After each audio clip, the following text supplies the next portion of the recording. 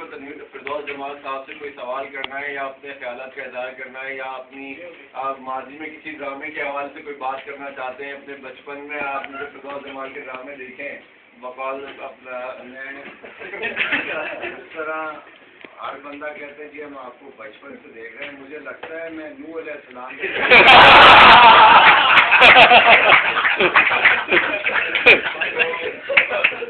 پہلے میں انعام الحق صاحب سے کہنا چاہتے ہیں پلیز انعام۔ بسم اللہ الرحمن الرحیم۔ آج ہماری خوش قسمتی ہے کہ پاکستان کی کہوں یا کہ عالم اسلام کی کہوں،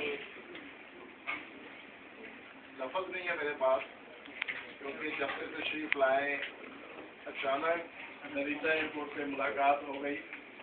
اور میرے ذمہ کر دیا گیا کہ جو وقت ہو اس میں سے کچھ وقت نکال کر پاکستانی بھائیوں سے ملاقات کا سلسلہ رہے۔ اس سلسلے میں پہلا پروگرام جمعے کے روز مدنی مسجد نگاتا میں ہوا، دوسرا پروگرام جامع میں ہوا تو ہفتے کے دن اتوار کے روز مرکز منہاج القرآن انٹرنیشنل بادل سٹی میں ہوا، اس کے بعد منڈے کے دن ابراکی کیمپ میں مدینہ مسجد میں ہوا عشاء کے بعد، اور کل منگل کے دن جامعہ مسجد محمدیہ معصومیہ عیسیٰ ساکی میں ہوا۔ ہم سب لوگ تہ دل سے جناب فردوس جمال صاحب کے مشہور ہیں کہ انہوں نے اپنا اتنا قیمتی وقت جاپان میں مقیم پاکستانیوں کے لیے نکالا، اور شاید احباب کو معلوم نہیں ہو تو میں انفارمیشن چھوٹی سی کہنا چاہتا ہوں کہ جناب فردوس جمال صاحب منہاج القرآن انٹرنیشنل کی مرکزی کونسل کے رکن بھی ہیں اور منہاج القرآن کلچر ونگ کے جنرل سیکرٹری بھی ہیں۔ ہم تمام کمیونٹی کی طرف سے منہاج القرآن کے رفقا کی طرف سے آپ کے انتہائی شکر گزار ہیں کہ آپ نے اپنے اتنے قیمتی وقت میں جگہ جگہ 24 گھنٹے بلکہ کل کا دن دیکھا جائے تو صبح 7 بجے اٹھے ٹوکیو یونیورسٹی گئے، ڈاکٹر عمران الحق صاحب کا بھی اور ٹوکیو یونیورسٹی کے جو دوسرے پروفیسر صاحبان ہیں ان کے بھی ہم سے دل سے شکر گزار ہیں جنہوں نے کل کا پروگرام ارینج کیا تھا ٹوکیو یونیورسٹی کے لیے۔ صبح 7 بجے ٹوکیو یونیورسٹی گئے اور پھر رات کو عیسیٰ ساکی میں پروگرام ہوا، رات 2 بجے واپس آئے۔ میرا خیال ہے کہ جتنا وقت انہوں نے شوٹنگ میں اتنی تھکاوٹ نہیں ہوئی ہوگی جتنے یہ 5-6 دن انہوں نے اس طریقے منہاج القرآن کے پلیٹ فارم میں جگہ جگہ مساجد کے اندر دینی پروگرام کر کے جو انسان کے اندر روحانی تسکین بخشی ہے، میں کہتا ہوں کہ یہ زبان میں ہمیشہ اس بات کو یاد رکھا جائے گا۔ میں اس بار پھر پاکستانی برادری کی طرف سے آپ کا بہت بہت شکر گزار ہوں کہ آپ نے ہمیں تھوڑی سی گزارش میں یہ کرنا چاہوں گا، اگر کوئی صاحب بات کرنا چاہتے ہیں تو وہ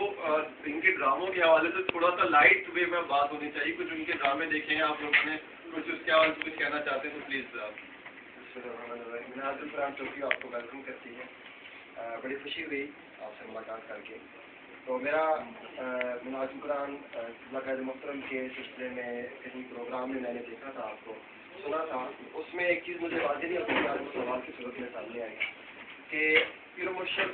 کا اس میں گرامی جاننا چاہتا ہوں جس سلسلے سے آپ کا تعلق ہے۔ میں نے اپنے جتنے بھی میرے گزارشات میں جہاں میں نے بتایا ہے کہ میرا سلسلہ مخدوم قادریت سے تعلق ہے۔ 79 میں لائق ہوا تھا، حضرت پیر سید رسول شاہ خاکی علیہ رحمہ میرے مرشد ہیں، اور ان کا تعلق قبلہ قائد محترم سے اور ان کی شفقت اور محبت کا میں عینی شاہد ہوں، اور اس وجہ سے بھی قبلہ سے بہت محبت فرماتے تھے کہ قبلہ کے جو مرشد ہیں حضرت پیر سیدنا طاہر علاء الدین گیلانی البغدادی، وہ اور میرے پیر صاحب رسول شاہ باقی سرکار ایک ہی مرشد سے بیعت تھے، جناب ابراہیم حضرت ابراہیم سیف الدین رحمہ بغداد شریف میں ان کا دربار ہے۔ تو اس حوالے سے میری خوشبختی ہے، ایک تو یہ کہ جناب غوث پاک کے سلسلے میں انہوں نے مجھے یہ نسبت عطا کی کہ مجھے فردوس جمال سے فردوس جمال قادری بنا دیا، اور دوسرا مجھے شفقت عطا ہوئی کہ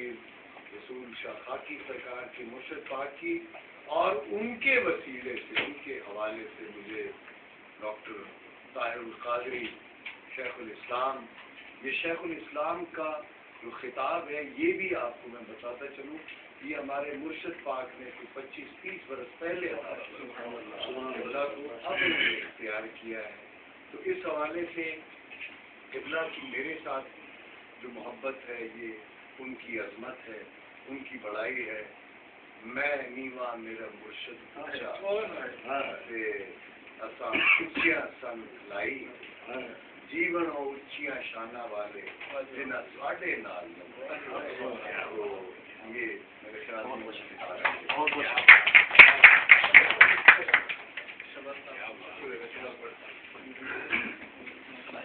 میں شکریہ ادا کروں گا چودھری شاہ صاحب کا، محمد صدیقی صاحب کا، مجھے انہوں نے موقع دیا۔ دراصل فردوس جمال صاحب میرے بہت فیوریٹ ہیں،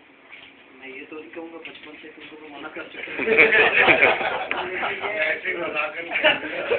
لیکن یہ ہے کہ میں اس وقت چھٹی کلاس میں تھا، یہ اس دور کی بات ہے، اسی لیے آپ کو چھٹی کا دودھ ہاں وہ دودھ یاد آیا تو پھر میں ساتھ میں چلا گیا۔ تو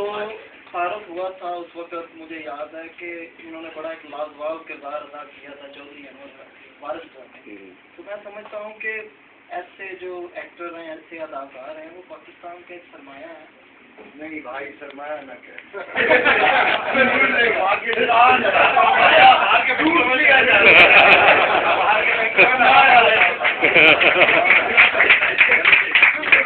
کہ یہ وہ واحد سرمایہ ہے، جس طرح علم لوٹا نہیں جا سکتا، یہ اداکاری کا سرمایہ بھی